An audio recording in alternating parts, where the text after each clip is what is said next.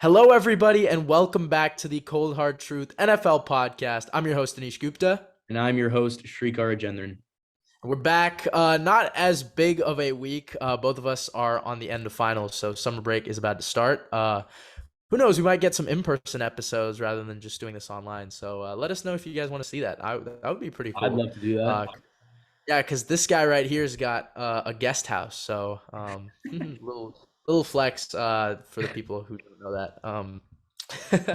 But we're gonna start off with I guess media took it by storm, by the horns and really dragged it out. But yeah, it was Ryan Tannehill's thoughts on Malik Willis after he was drafted.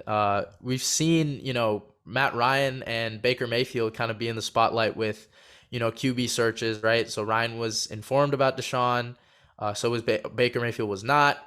Ryan said he probably would have stayed if the Falcons did not go for Deshaun.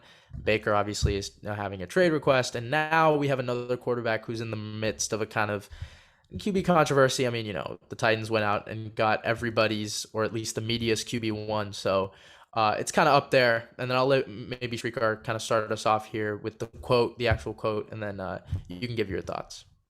Yep, last week, Ryan Tannehill, he spoke at a presser to reporters, and he said he isn't responsible for mentoring Malik Willis. And Tannehill continued by stating, if Willis learns from him along the way, all the better. Look, I'll say this. Tannehill, he may not go into the teammate Hall of Fame alongside guys like Alex Smith and Jimmy Garoppolo, but I think he's in the majority far more than the media has made him out to be. Because if you look really, back in history, Joe Montana wasn't helping out Steve Young. More recently, Ben Roethlisberger, he was open about not being a tutor for Mason Rudolph. So there's multiple examples of this happening. And also, I'd put yourself in Tannehill's shoes for just a minute, because he's got 2 years left on his contract. But Tennessee saves around $18 million by releasing Tannehill after the season. And also a good season would make trading Tannehill not only, good for the team as in like profitable, but it'd be helpful in adding draft ammo to build around Malik Willis should the coaching staff like what they see in practice and the preseason games. This is essentially a contract year for Tannehill. Obviously, we know how he finished last year with that 3-interception fiasco against the Bengals. I don't think we're going to see anything but Ryan Tannehill trying to win. And if he makes that happen, look, it's enough. And I agree with Tannehill's comments. I would leave the mentoring to the coaches and I would focus on yourself. Srikar probably knows this, and most of our OG fans know where I stand on Ryan Tannehill. And I'm staying on my side. I'm going to defend him pretty hard here. First of all, the media is so wrong about Ryan Tannehill. And obviously now this is just another excuse for them to put him in this bad spotlight when I have seen nobody comment on him being a bad teammate. Nobody comment on him, not wanting to win or putting himself before others. Ryan Tannehill is a hell of a teammate, and he is right. It is not his job to mentor a first-read quarterback, which is Malik Willis. Everybody already knows this guy needs help. Why the hell is it Ryan Tannehill's job to teach him how to, fix his footwork or fix his throws outside the pocket? That is not his job. His job is, maybe help out with plays or show how things work in Tennessee, but it's not to mentor him. I mean, this whole notion is just pure stupidity, and obviously, yes, he's going to be frustrated that the Titans traded up for a quarterback, right? Not only that, it's the quarterback who everybody had as QB1, and it's going to draw attention. He knows that. He's pretty well aware. So in the presser, now he knows he's going to get a bunch of questions about Malik. Titans fans are going to be talking about it just because he's more flashy and Tannehill doesn't really impress them. Well, let me tell you this. In the last 3 years, Ryan Tannehill has made the playoffs all 3 years. He's finally broken Tennessee out of that weird 9-7 hump that they kept going on for 4 straight years, right? He took him to an AFC championship game, his first year there, with the 4th highest pass rating of all time. And then he follows it up with a 7-2 record, losing Derrick Henry, who everybody thought carried him. So to say Ryan Tannehill cannot play in this league or isn't good for the Titans is just pure wrong. So that's just, again, my comments on the overall media aspect about it. And as Srikar mentioned, throughout history, quarterbacks don't mentor. You talked about Joe Montana. How about Brett Favre with Aaron Rodgers? Right. And Aaron Rodgers is doing the same thing right now. He's he's been seen hanging out with like Kurt Benkert and their punter more than Jordan Love. So to give me this notion that quarterbacks are supposed to do it, it's just flat out, stupidity. And look, Alex Smith and Jimmy Garoppolo, Alex Smith only helped Mahomes in the sense that he showed what it was like to be a pocket passer and make reads. That's what he did. And yeah, Andy Reid in a recent interview with Coward, kind of explained what Alex Smith kind of did and took the liberty of doing that. Not everyone is expected to do that. And I sure as hell am not expecting a franchise quarterback to, like tell him the way he throws is the way he should throw.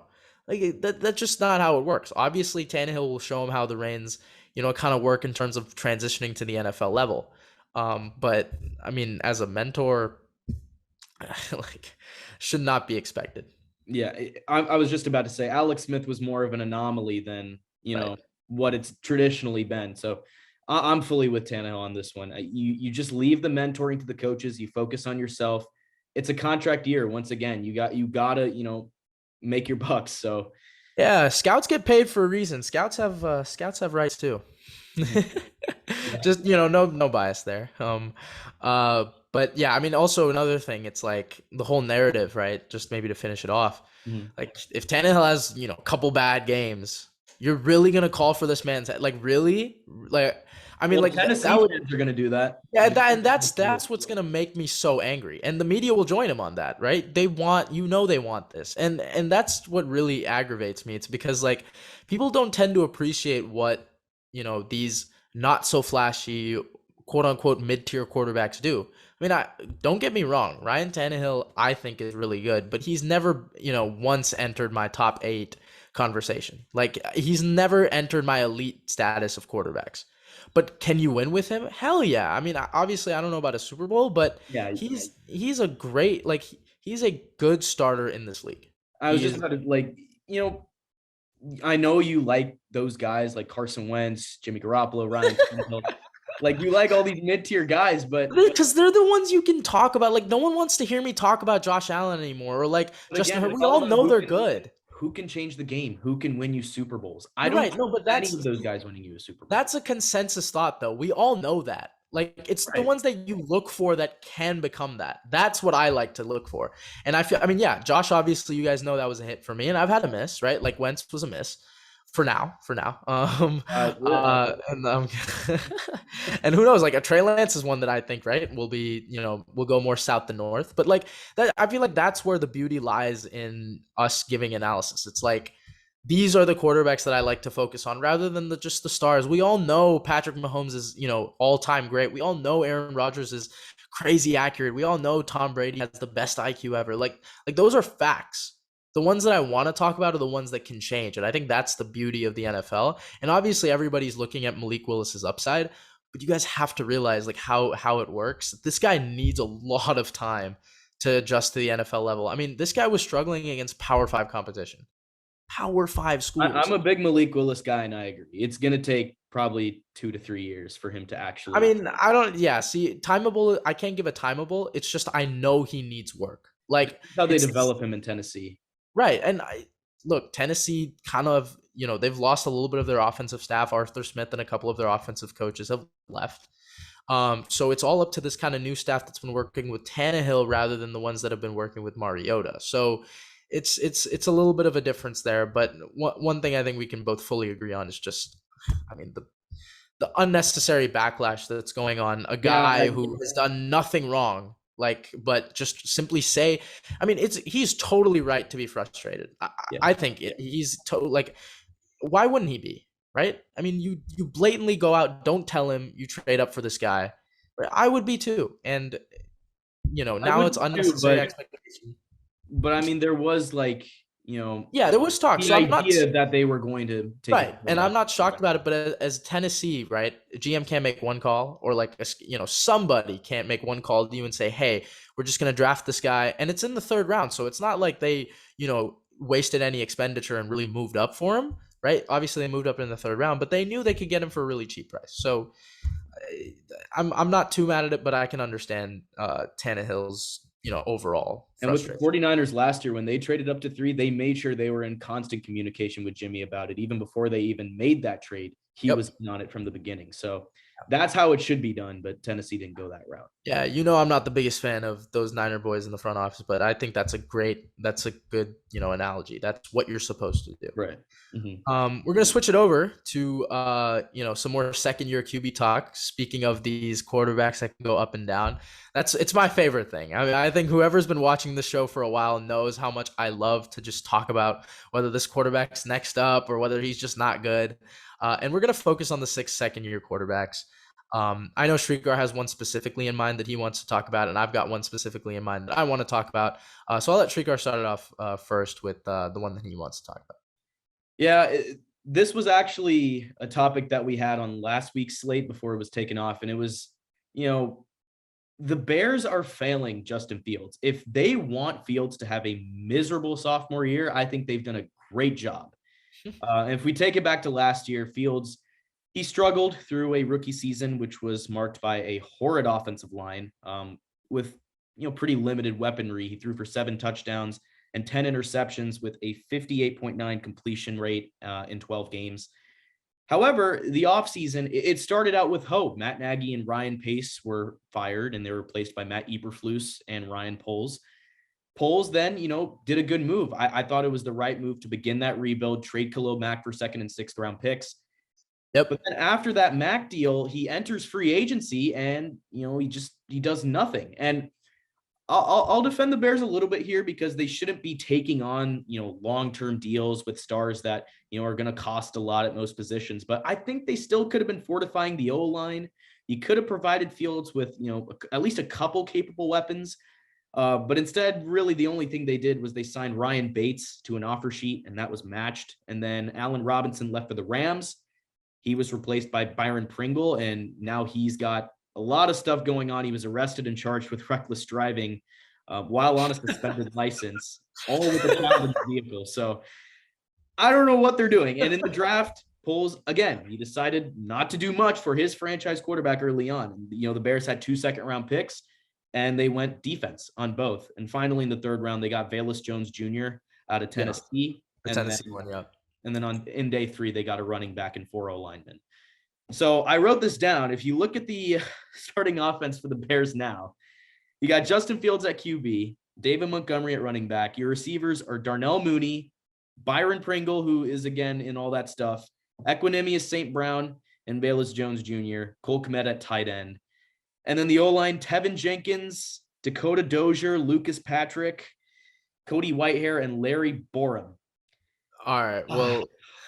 An easy argument can be made that that's the worst situation for any quarterback in football, and it's definitely in the top 3 alongside probably the Falcons or the Texans. And also, you got to think about Fields' perspective here, because in his draft class, and this is where I'll kind of bring the other QBs into it, there were 4 other first-round quarterbacks taken, and we look at Trey Lance first. He sat his first year, and he's surrounded by an offensive guru in Kyle Shanahan and has George Kittle, Deebo Samuel, an excellent front. He's got a great O-line there and an amazing defense. In New England, Mac Jones has Bill Belichick, great blocking, a good defense.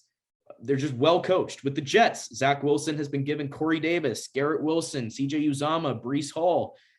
Trevor Lawrence, he dealt with so much in his first year, but now he has a Super Bowl winning head coach in Doug Peterson. That's a plus for me. An improved O-line. You got LaVisca. Why are we stealing my thunder here? I'll wrap it up on Trevor Lawrence before you get into it. But LaVisca Chenault, little spoiler, but yeah, keep going. Christian Kirk, Marvin Jones, James Robinson, and you look in comparison. You look at Justin Fields' situation. He has been given nothing. Like, you got the pressure, all the expectations that come with being a starting QB in Chicago, because my God, I don't know when the last, franchise QB Chicago had, but Cutler, McMahon. Those aren't franchise. Rex Grossman. Those are the 3 I literally just think of off the top of my head when I mentioned. And even then, those aren't franchise guys. So, yeah. I mean, I guess some questions here. Does Ryan Poles really believe he gave Justin Fields an upgraded team? I saw on Twitter, PFF put out a tweet, and it was a quote from Ryan Poles saying, yeah, we believe we set him up for success. If he does believe that, will the Bears be impatient if they end up as bad as I think they will in 2022. And, Bryce Hall, CJ Stroud are on the board in 2023. I don't know. It just all sets up. Okay, come on. It all, No. God, it all just sets up for Fields to fail. Let And me okay, no. I don't think okay, I'll intrude here. I don't think he's fully set up to fail. Like I agree they haven't like they have obviously you're right. Like I'll give you this. Like here's what I was going to say about Justin Fields on your take. I think he has the worst situation out of the six. And I'm including Davis Mills. I'm including Davis Mills. all right, I forgot Mills. Yeah, so I'm including Mills there. I think he has the sixth worst situation, and as a result, I think they're going to be the sixth best offense out of all six, and I think Fields will be responsible for the sixth worst production. That being said, look, first of all, for their O line, the only bad player you really mentioned was Dakota Doze. Like that guy is bad. I'm sorry. Like, look, I'm no football player. I love scouting and all that, but yeah, that guy is not good at football.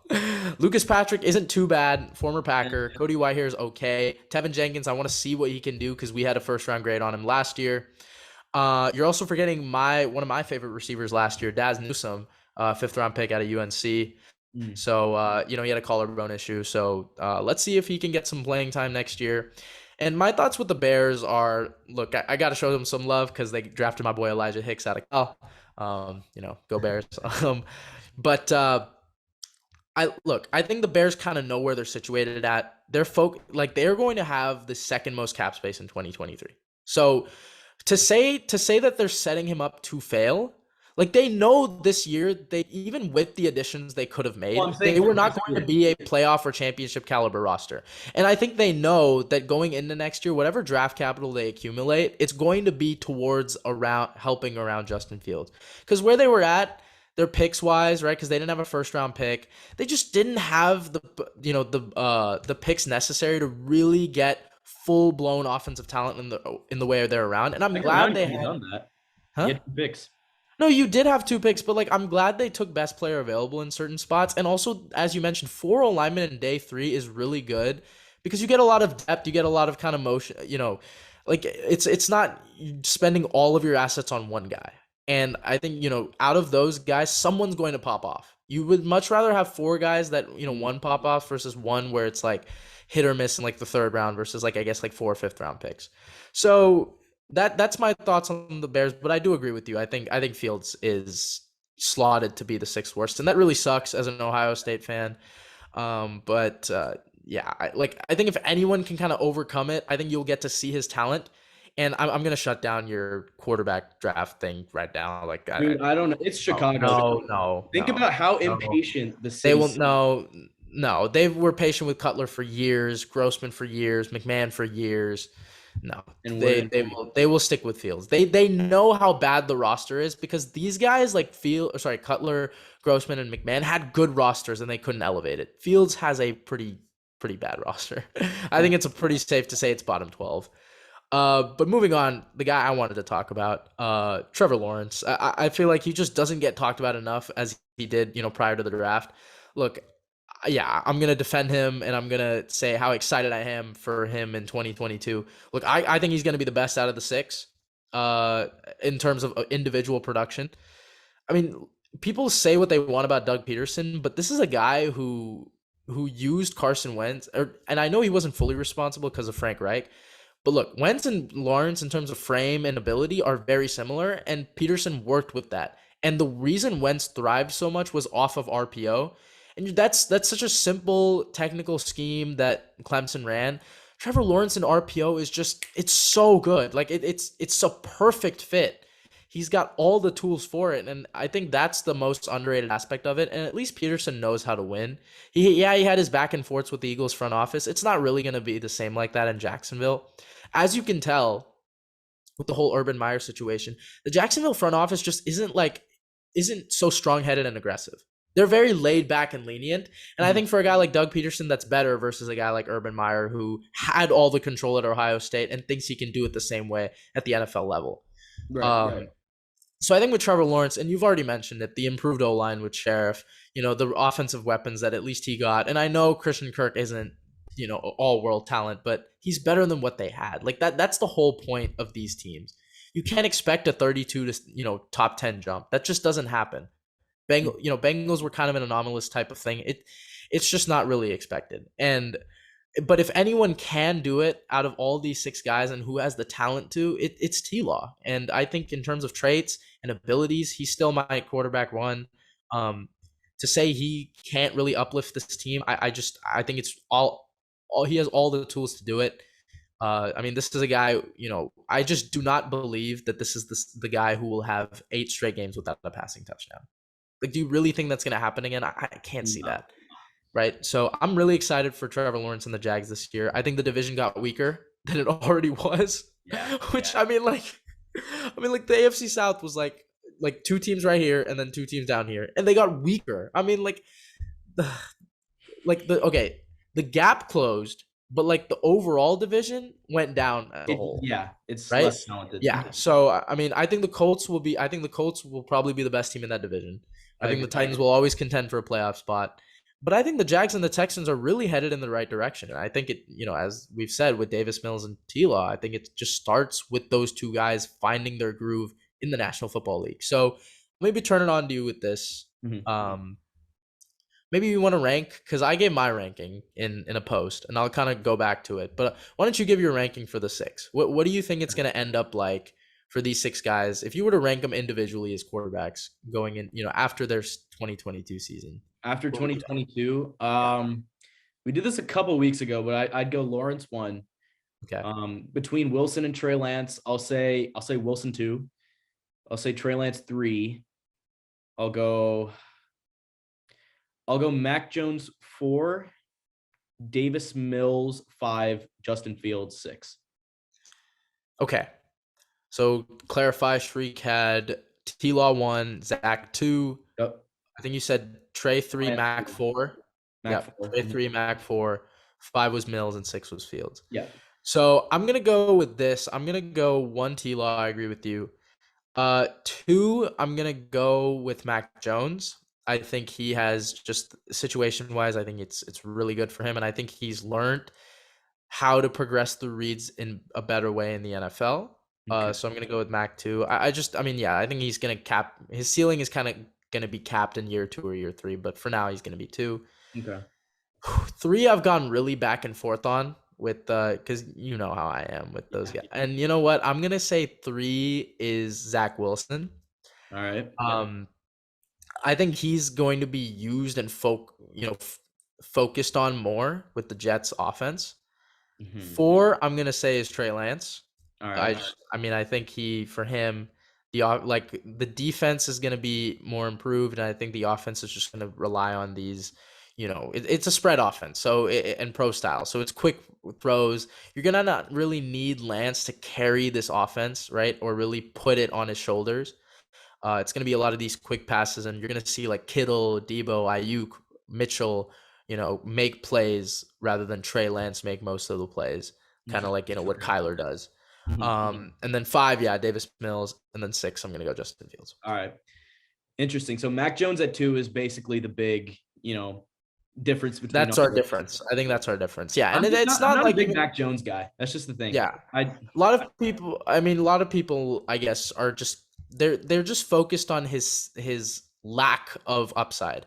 And I think that's a good way to kind of maybe look at it, but also it's just like, what does he do? And is he good at it? He's good at completing the football. He's good at getting the ball to his receiver. Right. In Mac Jones, accurate. I mean, I can say he's in the right system. He's in the right system. Yeah. But that helps him. Will he be good? Maybe. Will he be bad? No, I think he's just going to be average. Quarterbacks are the other QBs in his conference. It's just quarterbacks are heavily driven by their scheme. And for Mac, he's only going to fit on a couple of teams. And for the Pats, they know what they're getting with him, and his job is to just throw the ball accurately to his receiver, and that's exactly what he does. He's a progressor of the football. He's an accurate thrower. If you need him on 3rd and 4, you know where he's going. He's going to hit a slant. He's going to hit a dig. He's going to hit a 9, hit a glance. But it's like for Mac Jones, right, the whole thing is, can you extend plays? Can you make off-script stuff when the scheme doesn't work? And that's his issue. And it's not really going to prevent him from, this year being good. It's just going to prevent him in the long run from being able to carry a team. So I think that's a good place to put it for our QB carousel. But let us know in the comments. I mean, I'm Yeah. interested in hearing it because we both had T Law at one, and I feel like that's a lot of just me trying to convince these guys. But do you guys really believe that T Law can go all the way up to one? Because if we're being honest, he was in conversation for 6 last year, Yeah. and Trey Lance played He's 2 not bad. games. Yeah. Right. So I mean, it's a big jump, but I'm really all in on T Law. He's a guy that just I can't see being bad. He's just too good of a prospect. Yeah. So yeah, that's just me. Mhm. We'll kind of switch it over, a little bit more team centric here. We're gonna go with the LA Chargers. Just keep making moves. I mean, they signed Kyle Van Noy and Bryce Callahan, 2 guys that veteran players. They've had their shine in the NFL. They're PFF boys. But I mean, I'll let Srikar again kind of start us off here. Thoughts on the signings? What does it mean? Do they inch even closer? I mean, like, where are they at? Where are they at with these two? Yeah, I mean, they're not LA isn't sitting still. They added Khalil Mack and JC Jackson earlier, and they were aggressive this past week. They signed Cal Van Noy, Bryce Callahan to 1-year deals. I'd say both Van Noy and Callahan, they're on the wrong side of 30. They're declining athletically, but they had good leadership. They're good presences to have in a locker room trying, to win for the first time. And Van Noy is a particularly interesting addition, in my opinion. He's won a pair of Super Bowls in New England. He is going to provide stability at the second level, which is easily the weakest group of that defense. And on paper, I'd say the Chargers have all they need to challenge the Chiefs in that division. They're loaded on both sides of the ball. I think the big questions are just whether LA can finally win the big games. Like if you look at the Chiefs game, the Raiders game down the stretch last year as examples, can they win those games? And another thing, I hate to bring it up, but it's just, can they stay healthy? The Chargers have just so many key players who have dealt with injuries in the past. You look at Mack, Joey Bosa, Derwin James, Mike Williams, Keenan Allen, guys like that. Can they stay healthy? So I do think, like, on paper, they're definitely stacking up, with the elite in the AFC. It's just, can they put it all together? Because it's the Chargers. I mean, I feel like, yeah, it's so weird. I mean, but like this cloud of narrative and superstition on NFL teams, it just happens. It's a trend. I mean, like, if a team has been cursed, it just continues to be cursed. So, and the Chargers are no exception. They're literally the team that you just think of when they could have everything right and something could still go wrong. I mean, like, remember they were number 1 in offense, defense, They still and they didn't still didn't make the playoffs, right? Like, it's like that's them.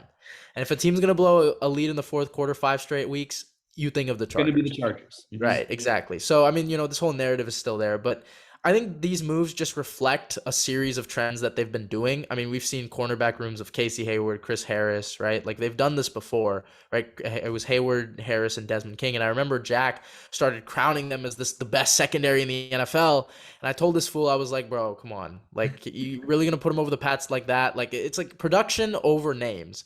And I think, the Chargers need to kind of realize that. But I mean, these are all guys that are capable of it. So on paper, they always look good. This is, nothing to be surprised at. I mean, this is what they've been doing for the last two decades. But yeah, I like the move. I mean, Srikar already mentioned it with Kyle Van Noy and Callahan. Callahan's a good slot corner. I don't trust him on the outside, which is good considering that they have JC to do that and Asante Samuel Jr. Right. And then Kyle Van Noy, I think he's just a depth edge. He'll probably replace Jason Tillery, who, believe me, you film watchers out there, you film watch. What? Was it, you meant Jerry Tillery? Or Jerry Tillery. Sorry. Yeah. Film watchers out there, whoever's watched Tillery film, you know what I'm talking about. He needs to be replaced. So yeah, I thought it was a good move. Again, that just adds to their, oh my God, to their 4 down front. Their front 7 is just crazy. Yeah. I would say, to kind of wrap it up with the Chargers, it's just like you said, put it all together, and I think it just comes down to, I mean, just winning the games, man. Like, you gotta win. I mean, I don't care if it's at Las Vegas. You are the better roster. Right. You have to win that game. I mean, like, you cannot. I don't care if you don't have Joey Bosa or Mike Williams. You got to beat Houston. I mean, like, these are just games that they just drop, and it's like, it gets on my nerves sometimes. But yeah. All right. So this is a little bit of a different segment, as you guys can see. I mean, what's the screen doing here? Yeah, so we wanted this final segment to be kind of our reactions to some NFL power rankings. And this Dan Hanzus, I guess how you say it. We struggle with this guy's name, whatever. He made a list of the NFL 30 top 32 teams post NFL draft, and I guess we're gonna give our initial thoughts to it because I know we have different number ones, so I'm curious to hear you guys' thoughts on what we think. So at number one, I guess we'll go through the top 10 and then we'll give our Yeah, thoughts. yeah. So number one, he has the Buffalo Bills. Obviously, after picking Kyrie Elam, they've got some, and you know what Josh Allen brings to the table. Number two, they've got the Super Bowl champs with the Rams. I mean, despite not having any picks, you know what they bring to the table. I mean, all these guys, you know what they represent. So the Bucks at 3, the Bengals at 4, the Niners at 5, the Packers at 6, the Chiefs at 7, the Wow. Broncos at 8, the Chargers at 9, and the Raiders at 10. So all four AFC West teams make the top 10 here. I'm going to start off because I've been letting you maybe start off the whole segments. First of all, I disagree with number one. My number one is the Los Angeles Rams. Look, they just won the Super Bowl, and they have look, Sean McVay. I love Sean McDermott, but you know who the better coach is. It's Sean McVay. I think they have better overall offensive personnel, and I know they lost Andrew Whitworth, No, but no I one don't know think that. I don't think their offensive line is going to falter that much. They also have a better receiving core with Allen Robinson now there. And look, I mean, in an NFC, it's just going to be an easier path for them. Like for power rankings, I also look at just like who's the team that I trust the most out of anybody, and who's proven it. They're the Super Bowl champs. The Bills still look. I love Josh Allen more than anybody, more than the next guy, but he hasn't gotten over his hump yet, right? The Rams, what was the Rams overall thing? Can they finally put it all together and do it? They invested hella last year, and what did they do? It paid off. And they're still investing. They're still bringing in new pieces. I'm shocked at the fact that I've seen the Rams be at around like 3, 4. I mean, this guy has them 2. Look, they're the Super Bowl champs. They're the defending. I'm gonna say that one more time. The defending Super Bowl champions. Okay, they had a tough path. They got there. They won all 4 playoff games. They deserve to be number one. I don't think there should be that many I questions. disagree, and I mean we'll keep it in mind that it's on paper. So I mean, defending Super Bowl It should champs, no. it's out the Okay, window so for me. that's where we disagree. I don't think power rankings should be paper. It should be more than that. Well, Like we're in the middle of the off season. but see, no. So post draft, you also have to take into account what the team did before. Like for example, I'm not just gonna move like for Denver, right? I'm just I don't I have a problem with them usurping the Chargers. Like I think the Chargers are a better team than Denver. I don't think they should be at rank 8 right now. Like I mean, same thing with like the Ravens, right? So are we just gonna move them all the way down because of their lackluster production? See, that has to go into account, right? Because if we're just going on paper, I think the Ravens should definitely be in this list. But you have to I also think they should be top 10. But if you look at what the Rams lost, it's not just Andrew Whitworth. They lost OBJ, Robert Woods, Darius Williams, who they didn't Robert Willis, who they didn't have in the Austin post. Corbett. Austin Corbett is another guy that's off the O line. Sony Michel's gone. I agree. They're still top 5, like easily. Would I put them over the Bills? No. And I think the Bills are the best team in football. They're loaded up across the roster. Josh Allen's an MVP candidate. Stephon Diggs is a top 10 What? receiver. Let's talk. Okay, let's talk about their offensive line. Dawson Knox, Gabe Davis, Jamison Crowder, Isaiah McKenzie. They're nice supporting weapons. Defense, really Offensive good at line. all 3 levels. O-line is a little bit of a concern, but I think they'll make it work. Von Miller obviously got added to that defense, which I think was a really great addition. They are the best team on paper. I think power rankings, it's more so on paper than what the team did before. We're going to argue on that. But We're gonna go back and forth on it. I just think the Rams with production and what they have on paper, the combination is just better than Buffalo. And look, when I look at like overall teams, I take coaching a lot into it. And look, the Rams offensive staff is just flat out better than the Bills. I think it's better than pretty much any team except maybe Kansas City. And like the defensive staff for the Rams has always been good. They've been producing DCs left and right. So it's or sorry, like like Raheem Morris is a tremendous coordinator. I I think for me, I gotta take those two into account, and I think like you power rankings can obviously change, right? With actual, but it changes how? How does it change with production, right? It changes when a team goes 3-0 and puts themselves in the top 10. Exactly, but that's in the regular season. But I think the offseason has to be where did your teams finish, and did like the Rams didn't do anything enough for me to drop them off of one. That's my whole thing. The Rams finished the season 1, right? Right?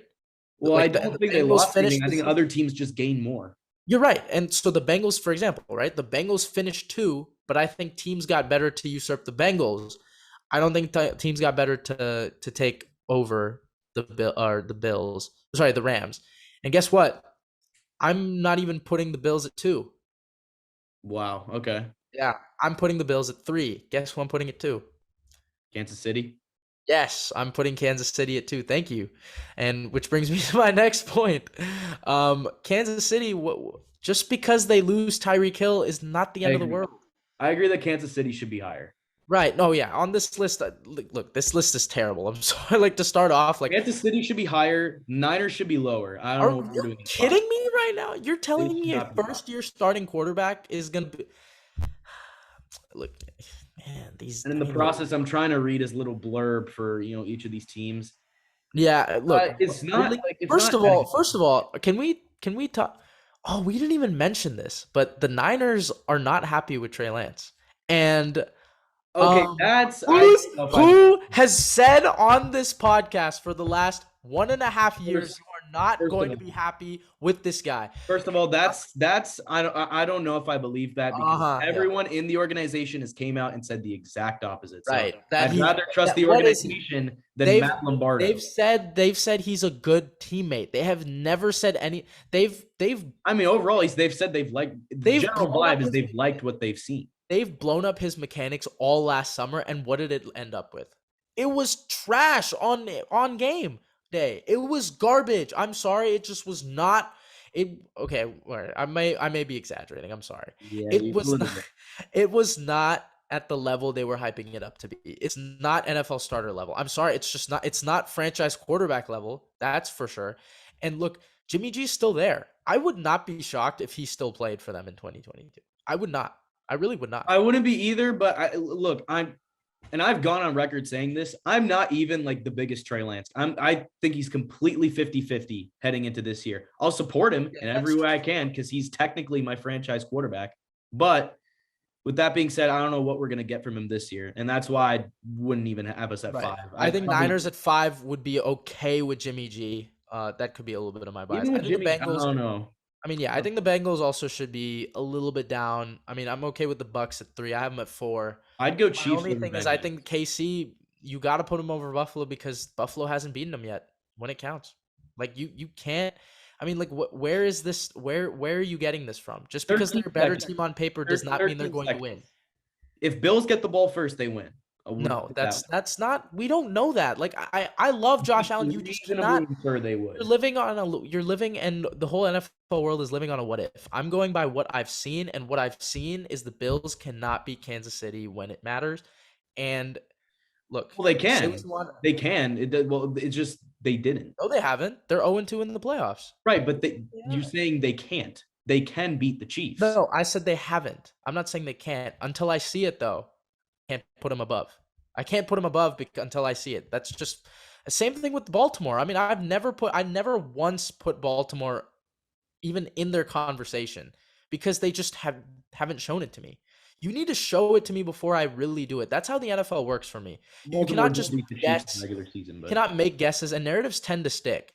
If Josh Allen cannot beat Patrick Mahomes in the playoffs, he's never going to really assert himself as a true NFL great. I mean, just as much, and this is weird coming from me, but it's just facts. Like I think that's just the truth of the matter here. And I think going down the list, look, I think the Chargers deserve to be up here. The Raiders are a little bit of a a risky situation, or not a risk, sorry, of a reach. But let's move on to the next 10, shall we? We spent a lot of time on that one. So we got the Ravens at 11. I'm okay with that. Yep. The Colts at 12. I'm a big fan of that. I think they got this one right. I mean, if anything, I'm not even mad if you put them at like 11 or 10. I think this will be a top 5 team in the AFC. The Mm. Cowboys at 13, I would kind of move them down. Um, Look, they just haven't made a move that's improved them. The Tyler I Smith. agree, but I don't know who I'd put over them. Well, okay, so the Browns at 4. Look, I don't know where to rank them. Like, It entirely depends on the yeah, exactly, situation. right? They just say it right here. Remain an impossible team. Like, I agree. It's too No. hard to rank right now. With Deshaun Watson, let's say he plays a full year, where would you put him? Full year. I mean, I don't They think go that's in your gonna top 10. happen, but I'd put them in like the top. I'd put them top 10. I'd put Okay. them top 10. I don't think I would, even with D Watt in there. They're like 10 or 11. Like Right. And the Eagles are a good spot. I don't think they've jumped the Cowboys because again, we haven't seen it yet. We haven't seen Hurts, they're really do it close. like that. It's close, but it's really close. And Mhm. I think they got that kind of gap right. Yeah, 16 is the Titans. they could Uh be lower. yeah. No. I'm not moving the one seed of the AFC out. And a team who's had Oh, of 5 straight winning course. seasons. Or actually, no, it's been more than that. I think it's 6 now, 6 or 7 straight winning seasons. But again, that's Um, a matter of what we've seen before versus on right. paper. Yeah. And yeah, I mean, on paper, their defense is still good. Byard, Yeah, but then um, you look at the offense. Traylon Burks, Derrick Henry, Tannehill, Austin Don't know what we're Hooper, gonna get out of Trevor offensive Burks. We don't know line. if Derrick Henry will go full season. Ryan Tannehill is Ryan Tannehill. Derrick Henry has had one injury. You never He's know with had that one one. injury. No, you're getting proven wrong on that. You're getting a thumbs down. One injury, and we're saying, can he play a full year? Come on. Okay, 17 the Pats. I'm okay with that. 18 is the Saints. Again, not bad. I think they're too low. Dolphins are a little too low. I think they're too low. I think they should be in the top 16. With the spread offense that they're going to run with McDaniel, with the defensive pieces that they've gotten, and obviously Armstead and Tyreek Hill, Tua's not going to. Okay, I don't think Tua's in a place to where he's going to like cause you to falter. I think he's just not going to be in a place to cause you to succeed. That's his only caveat for me. Well, I mean, I like the additions they made on offense. I like the McDaniel hire. I agree. Top 16 is fair. I feel like they could hover around like I 4. would put him over the Pats. I would. I would too. Yeah. I I think mean, okay, we're in agreement there. yeah. This is also a little too low for me. I don't know with Arizona.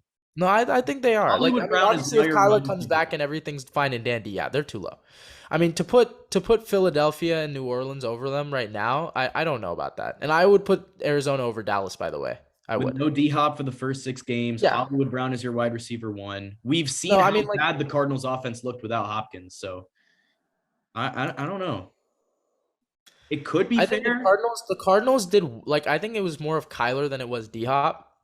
That's just my opinion, and I think they've gotten better every year. And yeah, you're right. D Hop being out for the 6 games will, kind of is concerning. So I guess they're factoring in that. Factoring in that, fine, I'm okay with it. But overall, with D Hop in, they're better than Philly. They're better than New Orleans. I would take them over Miami too. I would take them over New England. New England's pretty high now that I look at it. I mean, yeah, I don't know. I mean, it's I'm a not weird too list. high on New But I England. think yeah, the two teams that I would think should move up are Miami and Arizona, and the teams that I think should move down are Dallas. Uh, yeah, pretty much Dallas and the Raiders. Yeah, Yeah, those are the two I think. I agree with that. All right, so let's kind of move on to this next one here. Pittsburgh Steelers at 21. Look, with the Steelers, you just never know, right? Like they just don't lose. It's not they don't succeed. It's just they don't fail. Um, and here's what I'll say again with the Steelers. This is a very underrated thing that I send, and this is how I pick some games. They have to move 0 time zones the entire year. That's crazy. The fact that you will not be switching time zones for an entire season, players don't have to adjust to the time early morning, right? I mean, Mhm. that's really like, especially going from East Coast to West Coast, right?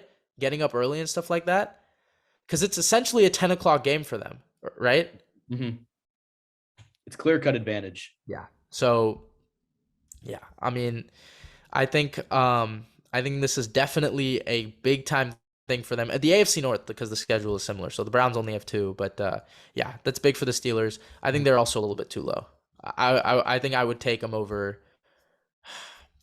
I would take them over the Pats if I'm. Or no, actually, I don't know. It's really like this situation's very murky, but I think the Steelers will always be in that conversation for top It's 14. it's literally because of Trubisky versus Pickett. They're that low. I mean, they got a great Yeah, roster around him. So right.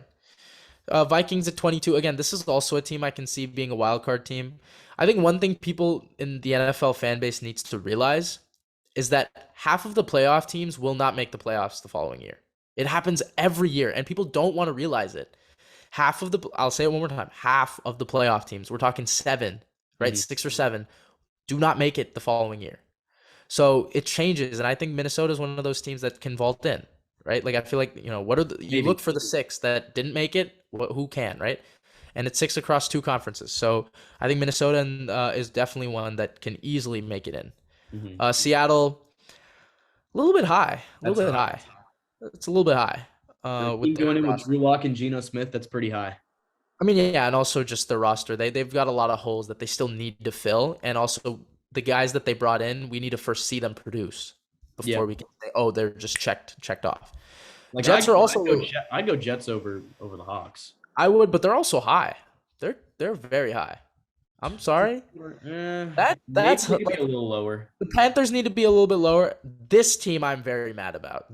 They've got And to be it's higher. not even the I am angry at. This is the one I had the biggest problem with. Why the hell do we think Washington's going to be a bottom 6 team? Really? They'll be like an 8 to 9 win team, in my opinion. That's what I'm saying. Are you I don't kidding know me? if This there's is with 26. this ranking, they have them getting like 5 wins. I completely disagree. Mhm. And everybody's hating on the Jahan Dotson pick. Why? He was a first round graded receiver that they traded back for and got assets for. Like, Yeah. I, I I'm really kind of angry about it. I mean, yeah, Chris Olave would have been cool, but Jahan Dotson I think is a better complement to Terry McLaurin. No, I like So Watson. I thought it was a fine pick. I'm very angry at this ranking. This is the one I have the biggest problem with. This is a team that went 6-6 with a COVID ravaged roster, injuries to Chase Young, right? And Taylor Heineke threw 16 touchdowns the entire year. Wentz threw 27 and was criticized. So, I mean, yeah, and this is the best receiving core he's ever had. Yeah. Uh, the Lions at 27. I think the Lions, honestly, I would take the Lions in a game versus Seattle. I would. It depends on a lot of stuff, but I would too, just on I paper. would. I think so. Yeah. I think that they nailed the draft. Yep. Um, Hutchinson and Williams. Also, a quick note on why I think the Chiefs are over the Bills. I think their draft was the best in the league. So I think they really filled some holes that they needed. That's But very yeah, fair. back to the Lions. Great. I mean, like I would take them over the Seahawks. The Jets, I don't think so. But yeah, Mhm. the Giants. Again, we just got to see what they do, right? Yeah. Right? Like it's tough. I mean, and Atlanta, I really hate saying this because they went 7-2 in one-score games. That's really good. Like that's really good. Atlanta's roster is just terrible. Yeah, they just don't have the playmakers, and I think you can see, teams they're just gonna be the Falcons are just gonna be outmatched. I think that's just what it is. Mhm. Chicago at 30. I'm Yep. again same thing roster wise. They're just not gonna be able to stack up to other teams. 31, I guess, is the Jags and the Texans, and it really I'd sucks. go Jacksonville a little higher, maybe. Yeah, and even with the Texans, I don't think they're going to be the worst team in football. I don't. I don't either. I think it's Yeah, going to be Atlanta. I think so too. I think Atlanta is going to end up having the first overall pick. Yeah. Like, I just cannot see these two teams staying in the bottom, and the reason why they are is again, right, where they finished, right, and what they did. They didn't really Yeah. get a franchise-altering player in year one, and it almost always doesn't happen in year one. So T-Law, this is a second year, right? Trayvon Walker, obviously, we have, everyone has their thoughts about it. He's still a good pick. He's just not number one overall worthy pick, right? So, Mhm. like, he's still a first round player. But look, I guess yeah, that's gonna kind of wrap it up on this ranking. I mean, anything on the bottom 20 that you're kind of mad at? Just There's nothing I'm necessarily mad at. I just think Atlanta should be lower. The Seahawks should be lower. Jets maybe a little higher or maybe a little lower, actually. I think the Bears is fine. Overall, I have more issues with the top half than the right. bottom half. Yeah, agreed. I mean, for me, you already know I'm angry at this one.